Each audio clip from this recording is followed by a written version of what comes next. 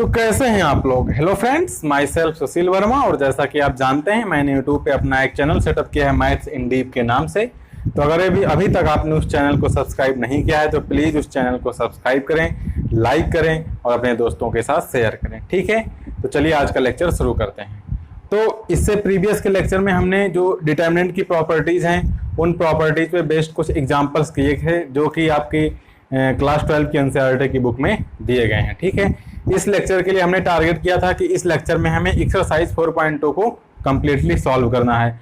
तो अब हम क्या करेंगे इस लेक्चर में, एक्चुअली एक्सरसाइज 4.2 में काफ़ी सारे क्वेश्चंस दिए गए हैं, टोटल 16 क्वेश्चंस दिए गए हैं। ठीक है, तो अगर मैं 16 क्वेश्चंस एक ही लेक्चर में कराऊंगा तो लेक्चर थोड़ा लॉन्ग हो जाएगा। तो इसीलिए इस लेक्चर में हम क्वेश्चन नंबर 9 तक करेंगे और फिर इससे जो नेक्स्ट लेक्चर आएगा उसमें हम 10 to 16 क्वेश्चंस को सॉल्व कर लेंगे। ठीक है, तो चलिए क्वेश्चन स्टार्ट करते हैं। ठीक है, तो ये क्वेश्चन नंबर हमारा फर्स्ट है। क्वेश्चन नंबर फर्स्ट में अब हमें क्या करना है, देखिए ये कह रहा है कि using the properties of determinants and without expanding in exercise 1 to 7 prove that. मतलब क्या है कि हमें डिटर्मिनेंट को एक्सपेंड नहीं करना है, जैसे हम एक्सपेंड करते थे वैसे एक्सपेंड नहीं करना है, हमें डिटर्मिनेंट की प्रॉपर्टीज को लगा के इन डिटर्मिनेंट की वैल्यू को निकालना है। ठीक है, तो ये क्या, इसको हमें दिखाना है कि इस डिटर्मिनेंट की वैल्यू क्या आएगी, 0 आएगी विदाउट एक्सपेंडिंग। तो हम लोग क्या करेंगे, हमने मान लिया कि इस डिटर्मिनेंट की वैल्यू क्या है, डेल्टा है।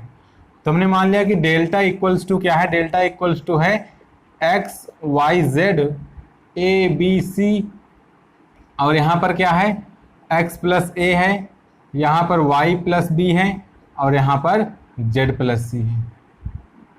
ठीक है, अब हम क्या कर रहे हैं, हम प्रॉपर्टी नंबर 5 अप्लाई कर रहे हैं। प्रॉपर्टी नंबर 5 के अंतर्गत आप लोगों ने क्या पढ़ा था, प्रॉपर्टी नंबर 5 के अंतर्गत आप लोगों ने पढ़ा था कि अगर किसी भी डिटर्मिनेंट के कोई भी रो या कोई भी कॉलम्स के कुछ एलिमेंट 2 या 2 से ज़्यादा एलिमेंट्स के सम के रूप में लिखे हैं तो हम उस डिटर्मिनेंट को अलग अलग डिटर्मिनेंट्स के सम के रूप में लिख सकते हैं। ठीक है, तो अब देखिए यहाँ पर x plus a y plus b z plus c है, तो इसको हम 2 डिटर्मिनेंट के सम के रूप में लिख सकते हैं। कैसे लिख सकते हैं, तो इसको देखिए x y z हो गया, यहाँ पर a b c हो गया और यहाँ भी क्या हो गया, x y z हो गया। ठीक है, फिर प्लस लगाते हैं, फिर यहाँ पर x y और z लिख देते हैं एज इट इज, यहाँ पर a b c लिख देते हैं और यहाँ पर क्या हो जाएगा, ए बी सी हो जाएगा।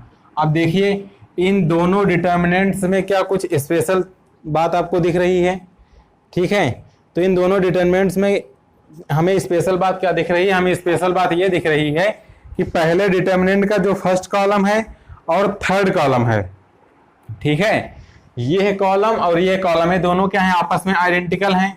और इस डिटर्मिनेंट का जो सेकेंड कॉलम है और थर्ड कॉलम है ये आइडेंटिकल हैं।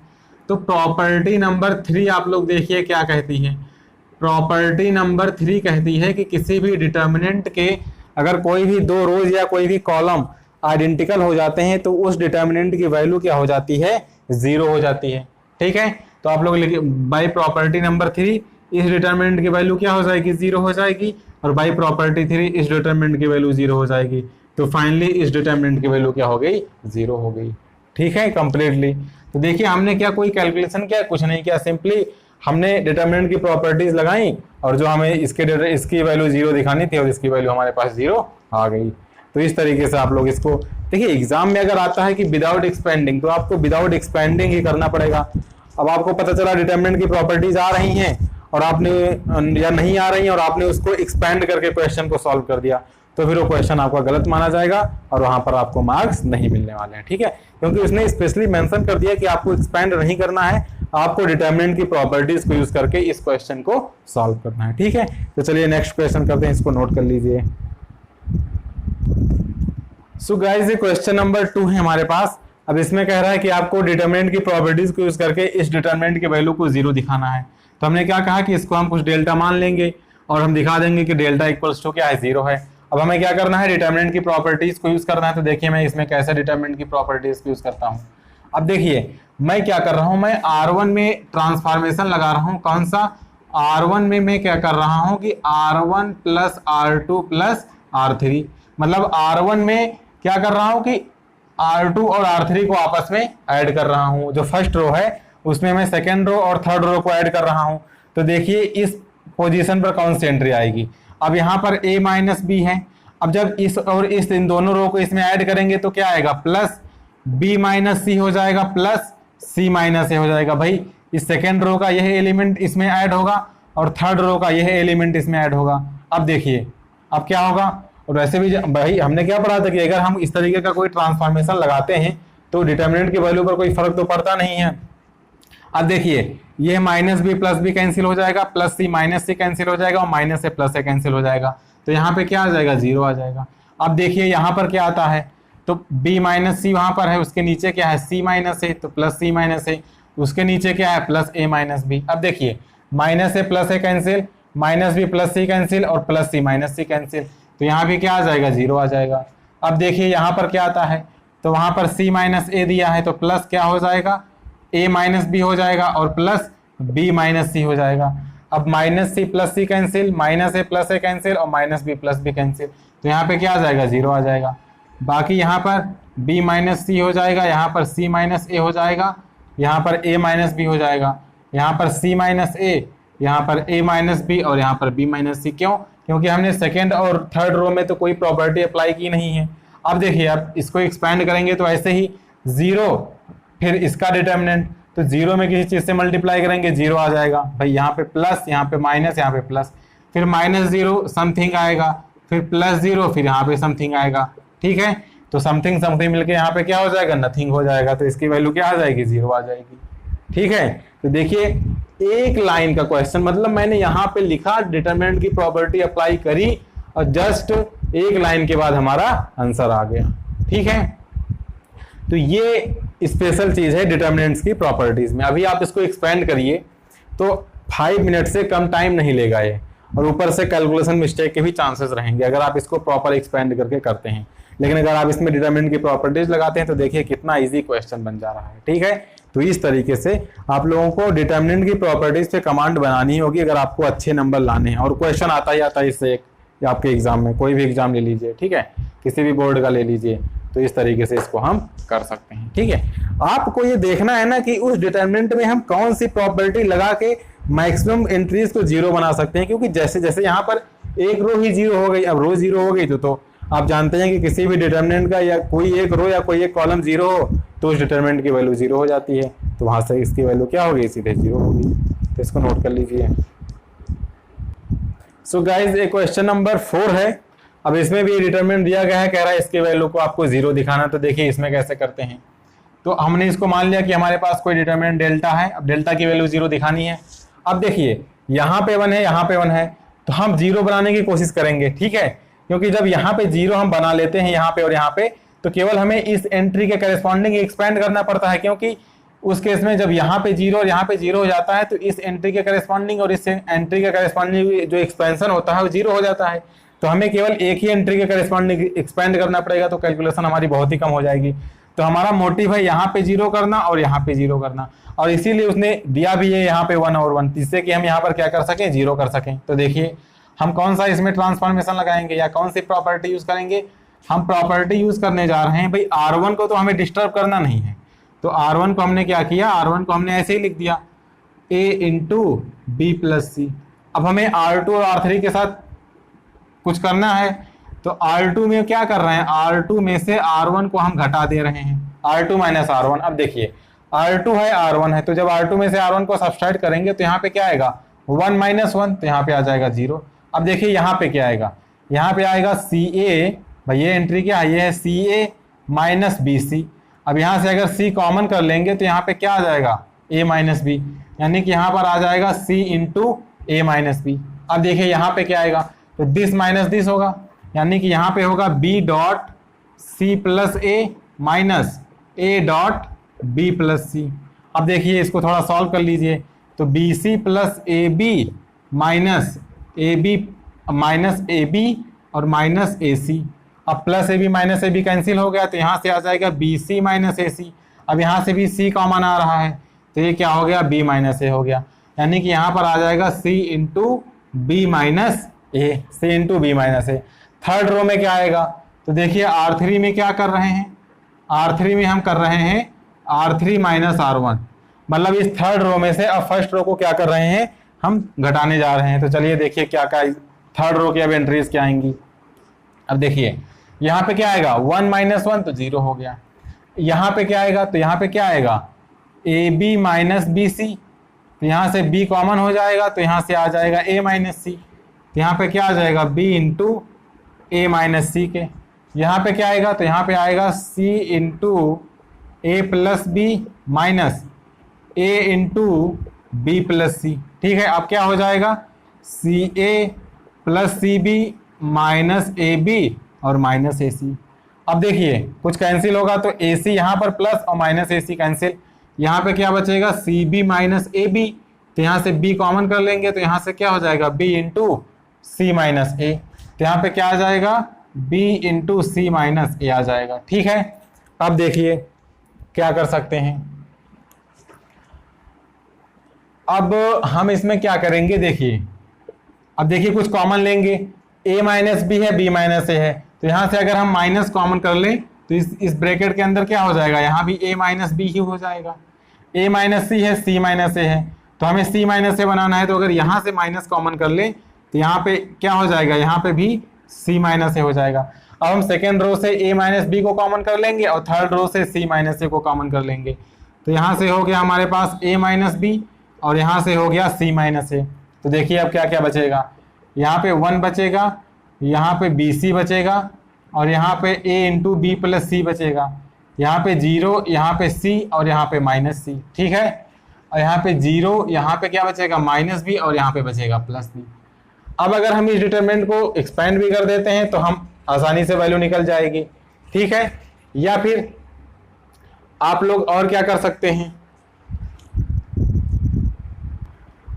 अब देखिए अब हमें चूंकि हमें एक्सपेंड करना नहीं है तो हम क्या करेंगे, अब हम इसमें करेंगे भाई, हम किसी भी अगर नंबर से गुणा करते हैं किसी भी रो या कॉलम में तो डिटरमिनेंट की वैल्यू में तो कोई फर्क नहीं पड़ता है किसी भी नॉन जीरो नंबर से। तो यहाँ पे क्या करते हैं B से गुणा कर देते हैं और इस रो में C से गुणा कर देते हैं। ठीक है, तो देखिए क्या आएगा, अब यहाँ पर हो गया A माइनस B, यहाँ पे हो गया C माइनस A। अब देखिए यहाँ पे तो 1 BC और A into B plus C ही रहेगा क्योंकि फर्स्ट रो के साथ तो हम कोई छेड़खानी कर नहीं रहे। सेकेंड रो क्या होगा, B से गुणा होगा, तो यहाँ पे हो जाएगा BC, यहाँ भी क्या हो जाएगा माइनस BC, यहाँ पे 0, यहाँ पे इस थर्ड रो में C से मल्टीप्लाई कर रहे हैं तो यहाँ पे माइनस BC और यहाँ पे प्लस BC। अब देखिए अब मैं क्या कर रहा हूँ भाई, A माइनस B और C माइनस A यह तो कॉमन चल रहा था तो इसको कॉमन निकाल लिया।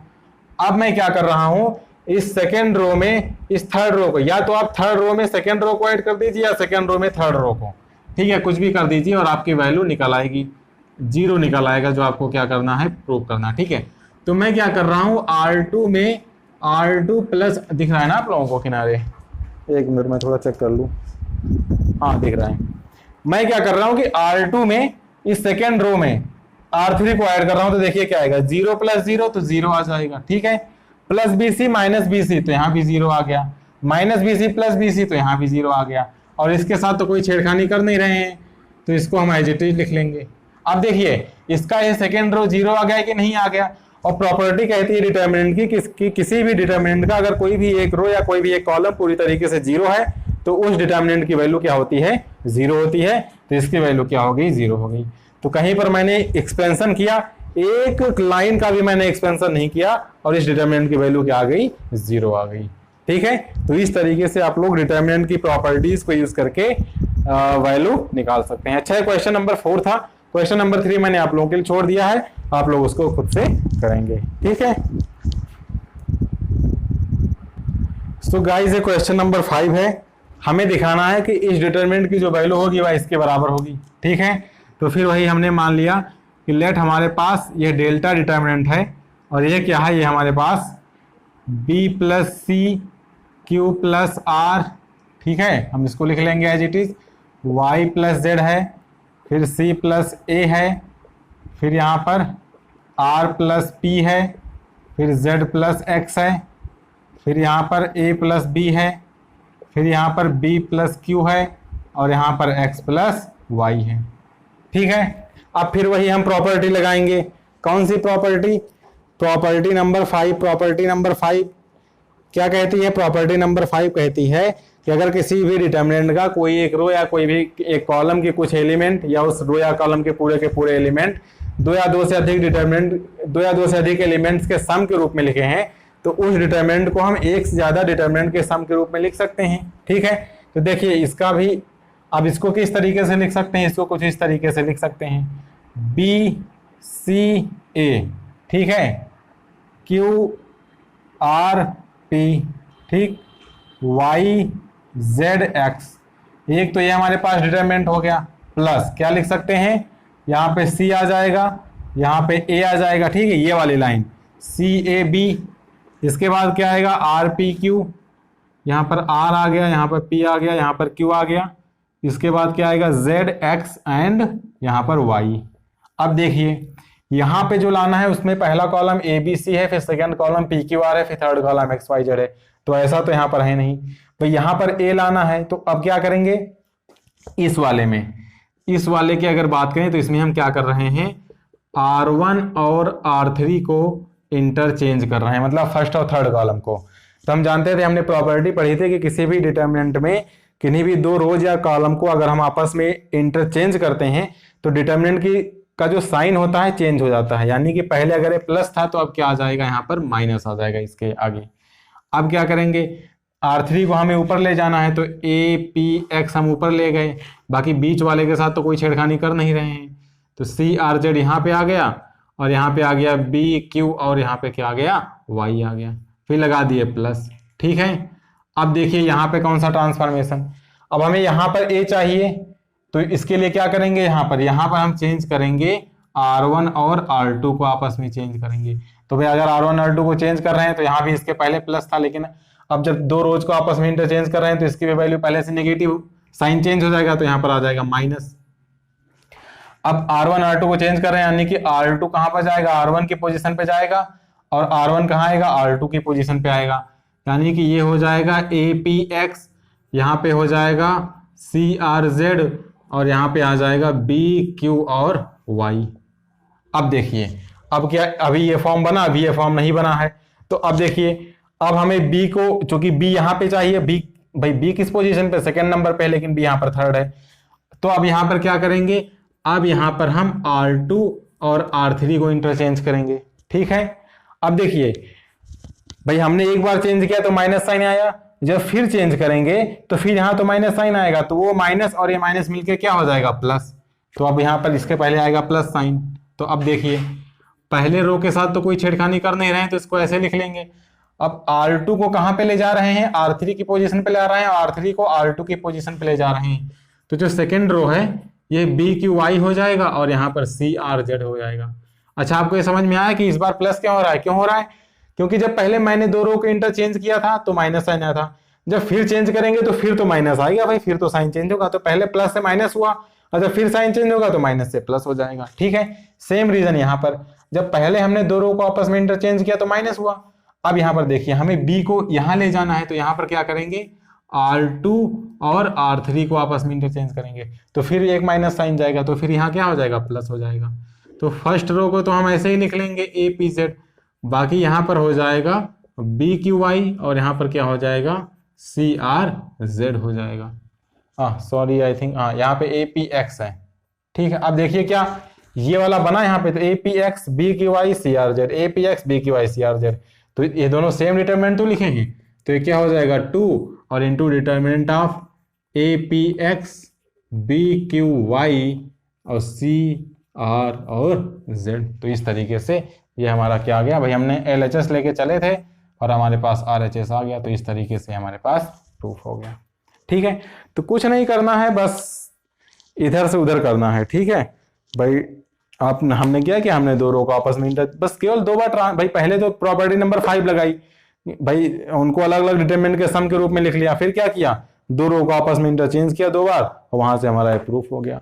तो कहीं पर हमने एक्सपेंशन किया भाई, एक तरीका तो यह था, इसको पहले पूरा एक्सपेंड करिए कुछ वैल्यू आएगी, इसको पूरा एक्सपेंड करिए कुछ वैल्यू आएगी, दोनों वैल्यू सेम आ जाएंगी तो हम कह देंगे कि ये डिटरमिनेंट इस डिटरमिनेंट के बराबर है। तो इससे बहुत ही लेंदी प्रोसेस होगा, इसकी तुलना में वो बहुत ही लेंदी होगा, तो उससे अच्छा है कि हम डिटरमिनेंट की प्रॉपर्टीज को यूज कर लें और आसानी से इसको प्रूव कर लें। ठीक है, तो चलिए अब नेक्स्ट क्वेश्चन की तरफ बढ़ते हैं। सो गाइस ये क्वेश्चन नंबर हमारे पास 7 है। इसमें कह रहा है कि इस डिटर्मिनेंट की वैल्यू को हमें दिखाना है कि 4a square b square c square होगा। तो हमने मान लिया कि हमारा डेल्टा जो डिटर्मिनेंट है वह इसके बराबर है। अब हम क्या करेंगे, डिटर्मिनेंट की प्रॉपर्टीज लगा के इसको इसके इक्वल लाएंगे। तो चलिए अब देखिए, पहले देखिए इसमें क्या दिख रहा है भाई, इस फर्स्ट रो से एक हमने कहा था कि डिटर्मिनेंट के किसी भी एक रो या किसी भी एक कॉलम से हम कॉमन ले सकते हैं, ठीक है। अगर कोई मल्टीपल कॉमन आ रहा है तो देखिए इसके फर्स्ट रो से ए कॉमन निकाल सकते हैं, सेकेंड रो से बी और थर्ड रो से सी। तो हमने क्या किया कि ए फर्स्ट रो से ए कॉमन किया, सेकेंड रो से बी कॉमन किया और थर्ड रो से सी कॉमन किया। तो अब हमारे पास क्या बचेगा, अब हमारे पास यहाँ पर बच जाएगा माइनस ए, यहाँ पर बच जाएगा बी और यहाँ पर बच जाएगा सी। यहाँ से हमने सेकेंड रो से बी कॉमन किया है तो यहाँ पर बच जाएगा ए, यहाँ पर बच जाएगा माइनस बी और यहाँ पर बच जाएगा सी, ठीक है। थर्ड रो से हमने सी कॉमन किया है तो यहाँ पर क्या आएगा ए, फिर यहाँ पर क्या आएगा बी, ठीक है। यहाँ पर ए, यहाँ पर बी और यहाँ पर क्या आ जाएगा माइनस सी आ जाएगा, ठीक है। अब देखिए क्या करेंगे, अब हम थोड़ा दिमाग और लगाएंगे। भाई ऊपर वाले ने इतना सारा दिमाग दिया है तो लगाने के लिए ही दिया है, नहीं लगाएंगे तो फिर खत्म हो जाएगा जल्दी से, ठीक है। तो लगाते जाइए। तो अब देखिए यहाँ पर है माइनस है, यहाँ पर प्लस है, तो आपको दिख रहा होगा भाई R1 को तो हमें ऐसे ही रखना है। अगर मैं अब देखिए अगर यहाँ पर 0 कर लें तो हमारा काम बन जाता है, क्योंकि फिर एक एलिमेंट के करस्पॉन्डिंग हमें खोलना पड़ता है। तो मैं क्या कर रहा हूँ कि R2 में R2 प्लस R1 कर रहा हूँ, मतलब सेकेंड रो में क्या कर रहा हूँ, इस फर्स्ट रो को ऐड कर रहा हूँ। तो देखिए क्या होगा, प्लस से माइनस से 0 हो जाएगा, माइनस बी प्लस बी 0 हो जाएगा और प्लस सी क्या हो जाएगा 2c हो जाएगा। R3 में क्या कर रहा हूँ, R3 में R3 प्लस R1 कर रहा हूँ, मतलब इस थर्ड रो में क्या कर रहा हूँ, फर्स्ट रो को ऐड कर रहा हूँ। तो a प्लस माइनस है तो a माइनस से क्या हो जाएगा 0, प्लस बी क्या हो जाएगा 2b हो जाएगा और माइनस सी क्या हो जाएगा, अच्छा माइनस सी प्लस सी क्या हो जाएगा 0 हो जाएगा। हो गया 0, हो गया कि नहीं हो गया, आप ही लोग बताइए, ठीक है। अब देखिए, अब या तो सिंपल सा थोड़ा सा एक्सपेंड कर दीजिए। देखिए इतना अब आपने डिटरमिनेंट की प्रॉपर्टीज लगा ली तो अब आप एक्सपेंड करिए, उससे कोई ऐसा नहीं कि यहाँ पे मार्क्स कट जाएंगे। भाई देखिए उसने कहा था डिटरमिनेंट की प्रॉपर्टीज, तो अपने डिटरमिनेंट की प्रॉपर्टीज लगा ली। अब कहीं पर तो थोड़ा बहुत तो एक्सपेंड करना पड़ेगा, तो उतना हो सकता है, लेकिन अभी नहीं कि शुरू से एक्सपेंड करते हुए चल रहे हैं, तो वो काम नहीं करना है। तो या तो एक्सपेंड कर लीजिए या फिर अभी मत करिए। अभी मैं तब बता रहा हूँ क्या करना है। इस सेकेंड रो से हम 2c कॉमन कर सकते हैं, भाई इसको 0 इंटू 2c लिख सकते हैं, इसको 0 इंटू 2c लिख सकते हैं और यहाँ पर 2c ऑलरेडी है। तो सेकेंड रो से हम 2c कॉमन कर सकते हैं, यहाँ से क्या कॉमन कर सकते हैं 2b कॉमन कर सकते हैं कि नहीं कर सकते हैं, तो कर लीजिए। तो यहाँ से हो गया abc, सेकेंड रो से हमने 2c कॉमन कर लिया और थर्ड रो से हमने 2b कॉमन कर लिया। अब देखिए क्या बचेगा, यहाँ पर माइनस a b c, तो यहाँ पर 0 यहाँ पे 0 यहाँ पे 1 बचेगा और यहाँ पे 0 यहाँ पे 1 यहाँ पे 0 बचेगा, ठीक है। अब देखिए क्या करेंगे, अब देखिए अब इसको एक्सपेंड कर दीजिए। अब देखिए यहाँ पर क्या हो जाएगा, 2 2 जा 4 a और b स्क्वायर c स्क्वायर हो जाएगा, ठीक है। अब यहाँ पे जब इसको एक्सपेंड करेंगे तो माइनस है, यहाँ पर क्या आएगा भाई माइनस है तो 0 इंटू 0 और माइनस 1 इंटू 1। बाकी जब प्लस या माइनस b करेंगे तो इसके अंदर क्या आएगा, 0 का इससे 0, 0 का इससे 0, तो ये 0 हो जाएगा। प्लस c करेंगे तो देखिए 0 का 1 से 0, इसका 0 तो ये भी 0 हो जाएगा, ठीक है। तो यहाँ से क्या हो गया 4a, अभी a स्क्वायर नहीं, 4ab स्क्वायर c स्क्वायर। अब देखिए माइनस माइनस प्लस, तो इसके अंदर क्या बचेगा a बचेगा। तो यहाँ से क्या हो जाएगा, यहाँ से हो जाएगा 4a square b square c square, और यही हमारे पास क्या है, यही हमारे पास RHS है। अच्छा देखिए थोड़ा एग्जामिनर को भी ऐसे आसानी होती है चेक करने में, जैसे अभी इतना प्रूव करना था, ठीक है, और आप इसको प्रॉपर एक्सपेंड करते हुए ले जाते, तो अब भाई इतना प्रूव करना है, इसका मतलब ये तो पता है आपको इतना आएगा। अब आप कैलकुलेशन कर रहे हैं, कहीं कैलकुलेशन मिस्टेक हो गई, आप लास्ट में देख रहे हैं कि इतना आ ही नहीं रहा है, तब भी क्या करते हैं 4a square b square c square last में लिख देते हैं। और लिखना भी चाहिए, ठीक है भाई, नहीं आ रहा है तो क्या करेंगे, लिख दिए। अब एग्जामिनर के पास क्या है भाई, अब उसके पास या तो एक एक लाइन चेक करे, तो कभी कभी थोड़ा जल्दबाजी में रहते हैं, ठीक है, तो सोचते हैं कि कौन इतना चेक करेगा, वो आंसर देखे मार्क्स दे दिए। तो वहां पे अब अगर आपने ट्रांसफॉर्मेशन को यूज करके कह रहा है तो भैया देखिए 2-3 स्टेप में आ जा रहा हो, चेक भी कर लेगा कि आपने कहीं पर गलती तो नहीं की है। तो ये होता है। बाकी आप अगर उसको प्रॉपर एक्सप्लेन करें तो कैलकुलेशन थोड़ा लेंदी होगा, तो वो भी सोचेगा कौन चेक करेगा। ठीक है, तो इसमें थोड़ा ये होता है कि अगर आप लोग ऐसे करते हैं तो उसको भी मतलब थोड़ा चेक करने में आसानी होती है। तो चलिए अब हम लोग नेक्स्ट क्वेश्चन की तरफ बढ़ते हैं। सो गाइस, ये क्वेश्चन नंबर 8 का फर्स्ट पार्ट है। इसमें भी सिंपल वही कह रहा है कि इसकी वैल्यू आपको कितनी दिखानी है, तो मैंने मान लिया let delta equal to this. अब देखिए, अब इसमें भी वही काम सिंपल सा, ऐसे मुझे क्वेश्चन बताना नहीं चाहिए लेकिन मैं बताए दे रहा हूँ। ठीक है भाई, यहाँ पे 1 है, यहाँ पे 1 है, यहाँ पे 1 है, तो हमारा मेन मोटिव क्या है, यहाँ पे 0 कर दें, यहाँ पे 0 कर दें। तो फिर वही क्या करना पड़ेगा, R2 में से R1 को सब्सट्रैक्ट करना पड़ेगा। तो R2 में क्या कर रहे हैं कि R2 माइनस R1, ठीक है। और सेम काम R3 के साथ कर रहे हैं। R3 के साथ क्या कर रहे हैं, R3 माइनस R1, ठीक है। अब देखिए यहाँ पे 1 हो जाएगा, यहाँ पे a, यहाँ पे a स्क्वायर। अब इसमें से जब इसको सब्सट्रैक्ट करेंगे तो 1 माइनस 1 यहाँ पे 0 आएगा, यहाँ पे आएगा a माइनस बी, यहाँ पे क्या आएगा b square minus a square आएगा, ठीक है।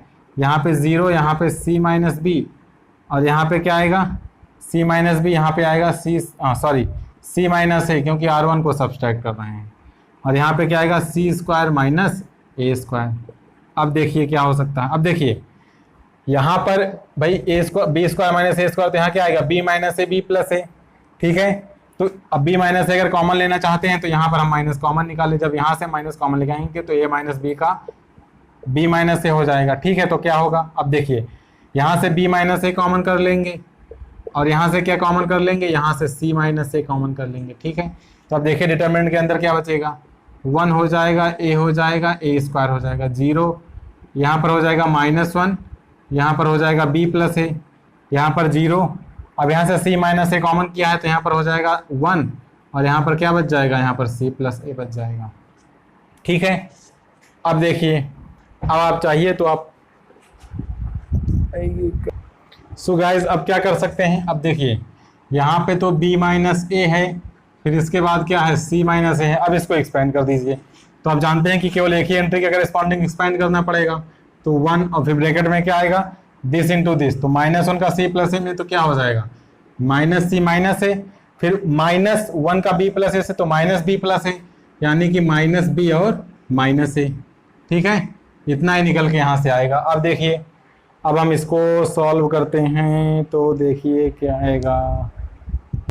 सो गाइज यहाँ पे एक मिस्टेक हुई है। देखिए हमने R2 माइनस R1 किया था ना, तो जब R2 में से R1 करेंगे तो b माइनस a ही तो आएगा, और हमने b माइनस a कॉमन किया है तो यहाँ पर तो माइनस साइन आने की बात ही नहीं है, ठीक है। 1 माइनस 1 0, b माइनस a और b square minus a square. अब देखिए तो यहाँ पे +1 हो जाएगा, तो जब +1 हो जाएगा तो यहाँ पे क्या आएगा c प्लस a आएगा, this into this minus this into this, तो माइनस b माइनस a आएगा। अब यहाँ पे कुछ कैंसिल होगा तो माइनस a और प्लस a कैंसिल हो जाएगा, तो यहाँ पर आ जाएगा b माइनस a, यहाँ पर आ जाएगा c माइनस a, और यहाँ पर आ जाएगा c माइनस b। अब देखिए जो आ रहा है आंसर वो हमारा आ रहा है a minus b, b minus c into c minus a। तो यहाँ से एक माइनस कॉमन लेंगे, यहाँ से एक माइनस कॉमन लेंगे तो प्लस हो जाएगा, यानी कि ये हमारा हो जाएगा a माइनस b। यहाँ से जब माइनस कॉमन लेंगे तो यहाँ पर हो जाएगा b माइनस c, और यहाँ पर क्या हो जाएगा c माइनस a हो जाएगा, और यही हमारा क्या है, यही हमारा RHS है। तो इस तरीके से क्या हो गया, क्वेश्चन हमारा प्रूफ हो जाएगा, ठीक है। सो गाइस ये क्वेश्चन नंबर 9 है, ठीक है। क्वेश्चन नंबर 8 का सेकंड पार्ट आप लोग खुद से करेंगे भाई। अब यहाँ पर हर एक पार्ट बताने का कोई मतलब नहीं है भाई, आपकी प्रैक्टिस कैसे होगी, तो आप लोग उसको खुद से हैंडल करेंगे, नहीं होता तो पूछ लेंगे, उसमें कोई प्रॉब्लम नहीं है। हम क्वेश्चन नंबर 9 करते हैं, इसको इसके इक्वल दिखाना है। अब देखिए ऐसे क्वेश्चन में हिंट हमें इस राइट हैंड साइड से लेना पड़ता है, ठीक है, कि हम कौन सा ट्रांसफॉर्मेशन लगाएं, किस तरीके से लगाएं। जैसे देखिए x माइनस वाई कॉमन लाना है, y माइनस जेड कॉमन लाना है, और z माइनस एक्स कॉमन लाना है। तो x माइनस वाई कॉमन कब आएगा, जब हम इसमें से सो गाइस जैसे यहाँ पे देखिए, यहाँ पे क्या है, x माइनस वाई है, y माइनस जेड है, z माइनस एक्स है, ठीक है। तो अगर हम सेकेंड रो में से फर्स्ट रो को सब्सट्रैक्ट करते हैं तो y माइनस एक्स यानी कि x माइनस वाई टाइप का टर्म्स आ जाएगा, और थर्ड रो में से अगर फर्स्ट रो को सब्सट्रैक्ट करते हैं तो z माइनस एक्स यानी कि ये टर्म हमें मिल जाएगा। तो इसको देख के हम आइडिया लगाएंगे कि हमें किस तरीके का ट्रांसफॉर्मेशन अप्लाई करना है। तो R1 को तो हमें एज इट इज रखना है, तो x स्क्वायर यहाँ पे क्या हो जाएगा yz। अब देखिए R2 में क्या करेंगे, R2 में हम कर रहे हैं कि R2 माइनस R1, तो R2 माइनस R1 जब कर रहे हैं तो y में से x घटाएंगे तो यहाँ पे y माइनस एक्स आ जाएगा, यहाँ पे क्या आ जाएगा वाई स्क्वायर माइनस एक्स आ जाएगा, और यहाँ पे क्या आएगा तो एक्स जेड, भाई एक्स जेड माइनस क्या हो जाएगा वाई जेड। तो यहाँ से अगर z कॉमन कर लेंगे तो z अगर कॉमन कर रहे हैं तो क्या आ रहा है x माइनस वाई आ रहा है। तो यहाँ पे z कॉमन हो जाएगा तो यहाँ पे क्या आ जाएगा x माइनस वाई आ जाएगा। अब R3 में से क्या होगा, R3 में से हम क्या करेंगे R1 को घटाएंगे, R3 में से R1 को, तो यहाँ पे क्या आ जाएगा z माइनस एक्स आएगा, बीच में क्या आएगा, बीच में आएगा Z square minus x square, और यहाँ पे क्या आएगा, यहाँ पे आएगा एक्स वाई और माइनस वाई जेड। तो यहाँ से अगर y कॉमन कर लेंगे तो यहाँ पे क्या आ जाएगा x माइनस जेड आ जाएगा। यहाँ से y कॉमन कर लिया तो यहाँ पे हमारे पास आ गया है x माइनस जेड। ठीक है, अब देखिए क्या करते हैं, अब कॉमन लेते हैं। देखिए यहाँ पर x माइनस वाई, यहाँ पर y माइनस एक्स, यहाँ पर y माइनस एक्स। ठीक है, तो हम क्या करते हैं, अब चाहे x माइनस वाई कॉमन कीजिए चाहे y माइनस एक्स, तो हमें x माइनस वाई लाना है तो हमने x माइनस वाई कॉमन कर लिया सेकेंड रो से। तो फर्स्ट रो को हमने एज इट इज लिख दिया, तो x हो गया एक्स स्क्वायर हो गया वाई जेड हो गया। अब x माइनस वाई कॉमन कर रहे हैं, यहाँ पे लिखा y माइनस एक्स है, तो यहाँ पे क्या बचेगा -1 बच जाएगा। यहाँ पे क्या आएगा y minus X Y plus X. ठीक है, तो हम x माइनस वाई कॉमन कर रहे हैं तो एक माइनस आएगा इस y माइनस एक्स के लिए, क्योंकि x माइनस वाई कॉमन कर रहे हैं, बाकी एक टर्म यहाँ पर y प्लस एक्स बच जाएगा। आप लोग लॉन्ग कैलकुलेशन करके देख लीजिएगा, इतना ही आएगा। ठीक है, यहाँ पर z बचेगा, यहाँ से हमने क्या कॉमन किया, यहाँ से हम कॉमन कर रहे हैं z माइनस एक्स। ठीक है, तो यहाँ पे क्या बच जाएगा 1 बच जाएगा, यहाँ पर क्या बचेगा z प्लस एक्स बचेगा, क्योंकि यहाँ पर z minus x into Z plus x आएगा। यहाँ पे क्या बचेगा, यहाँ पे बचेगा माइनस वाई, क्योंकि है यहाँ पर x माइनस जेड और हमने कॉमन निकाला है z माइनस एक्स, तो इस तरीके से हमारे पास हो जाएगा। ठीक है, अब देखिए हम क्या करते हैं, अब देखिए हम क्या करेंगे, अब देखिए हम कौन सा ट्रांसफॉर्मेशन लगाते हैं। तो यहाँ पर हमारे पास क्या आ गया, यहाँ पर आ गया x माइनस वाई, यहाँ पर क्या आ गया z माइनस एक्स आ गया। ठीक है, अब हमने फर्स्ट रो को एज इट इज लिख लिया, तो यहाँ से हो गया x, यहाँ से हो गया एक्स स्क्वायर, यहाँ से हो गया वाई जेड। इसको भी हम एज इट इज लिख रहे हैं, तो यहाँ पर हो गया -1, यहाँ पे हो गया माइनस एक्स प्लस वाई, और यहाँ पे हो गया z। ठीक है, अब मैं क्या कर रहा हूँ, इस R3 में इस R2 को ऐड कर रहा हूँ। ठीक है, तो R3 में क्या कर रहा हूँ, R3 में R3 प्लस R2 कर रहा हूँ, मतलब इसमें इसको ऐड कर रहा हूँ। तो जब 1 में -1 ऐड होगा तो यहाँ पे 0 हो जाएगा। यहाँ पे क्या होगा, देखिए z प्लस एक्स और इसमें इसको ऐड करना है, तो माइनस वाई माइनस एक्स, तो minus x plus x cut जाएगा, तो यहाँ पे क्या बचेगा z माइनस वाई बच जाएगा, और यहाँ पर क्या आ जाएगा माइनस वाई प्लस जेड, यानी कि यहाँ भी z माइनस वाई आ जाएगा। ठीक है, अब यहाँ से क्या कर रहे हैं हम, इस रो से हम y माइनस जेड को कॉमन कर रहे हैं। ठीक है, तो हमारा आ गया x माइनस वाई, यहाँ से y माइनस जेड कॉमन करेंगे, और यहाँ पर z माइनस एक्स पहले से ही कॉमन था। ठीक है, तो यहाँ पर x हो गया, यहाँ पर एक्स स्क्वायर हो गया, यहाँ पे वाई जेड हो गया, यहाँ पे -1 हो गया, यहाँ पे माइनस एक्स प्लस वाई हो गया, यहाँ पे z। अब चूंकि z माइनस वाई, देखो यहाँ पर है z माइनस वाई, हमने कॉमन किया है y माइनस जेड, तो यहाँ पे क्या बचेगा -1, यहाँ पे क्या बचेगा -1, तो यहाँ पे 0 हो जाएगा, यहाँ पे -1 हो जाएगा, और यहाँ पे -1 हो जाएगा। ठीक है, तो इस तरीके से इतना हो गया। अब देखिए, तो मैं इसको थोड़ा रब कर देता हूँ क्योंकि स्पेस नहीं है। अब देखिए आगे कैसे करेंगे इसको, बस आपको केवल ट्रांसफॉर्मेशन लगाते जाने हैं और आपका आंसर फाइनल निकल के आ जाएगा। ठीक है, तो इतना आ गया। अब यहाँ पे क्या था, यहाँ पे x था हमारे पास, तो अब चाहिए आप थोड़ा सा इसको एक्सपेंड कर दीजिए, क्योंकि जैसे एक्सपेंड करेंगे आपको जो प्रूव करना है वो आपका निकल के आ जाएगा। ठीक है, तो हम क्या करते हैं, एक्सपेंड कर दीजिए, या फिर और देखिए क्या हो सकता है। देखिए अब इसको थोड़ा सा एक्सपेंड कर दीजिए। ठीक है, तो क्या हो गया हमारे पास x माइनस वाई, फिर क्या है y माइनस जेड, और फिर क्या है z माइनस एक्स। अब अगर इसको एक्सपेंड करते हैं तो यहाँ पर x है, तो x ब्रैकेट में क्या आएगा दिस इंटू दिस, तो माइनस का माइनस से प्लस, यानी कि यहाँ पर हो जाएगा x प्लस वाई, और माइनस दिस इंटू दिस, तो माइनस ऑफ माइनस जेड आएगा, तो यहाँ पे क्या हो जाएगा प्लस जेड हो जाएगा। फिर ये है एक्स स्क्वायर, तो यहाँ पे लिखते हैं माइनस एक्स स्क्वायर, इसको छोड़ दिए तो -1 का -1 के साथ तो +1 हो जाएगा, और -0 का z के साथ तो 0 हो जाएगा। ठीक है, फिर वाई जेड है, तो यहाँ पर हमने क्या लिख दिया प्लस वाई जेड लिख दिया। अब इसको छोड़ दिया तो दिस इंटू दिस, तो क्या हो गया +1 हो गया, और माइनस क्या हो जाएगा 0 हो जाएगा। अब देखिए क्या निकल के आएगा, ये निकल के आ जाएगा x माइनस वाई, फिर यहाँ पर हो जाएगा y माइनस जेड, और यहाँ पर हो जाएगा z माइनस एक्स। ठीक है, अब देखिए यहाँ पर क्या आएगा, X square plus X Y और प्लस एक्स जेड, यहाँ पर क्या हो जाएगा माइनस एक्स स्क्वायर हो जाएगा और यहाँ पर क्या हो जाएगा प्लस वाई जेड हो जाएगा। Minus x square plus x square cancel हो जाएगा, तो बाकी यहाँ पर क्या आ जाएगा, एक्स माइनस वाई हो जाएगा, वाई माइनस जेड हो जाएगा और जेड माइनस एक्स हो जाएगा और यहाँ पर क्या आ जाएगा, एक्स वाई और प्लस वाई जेड और प्लस जेड एक्स। यही क्या है, यही हमारे पास RHS है।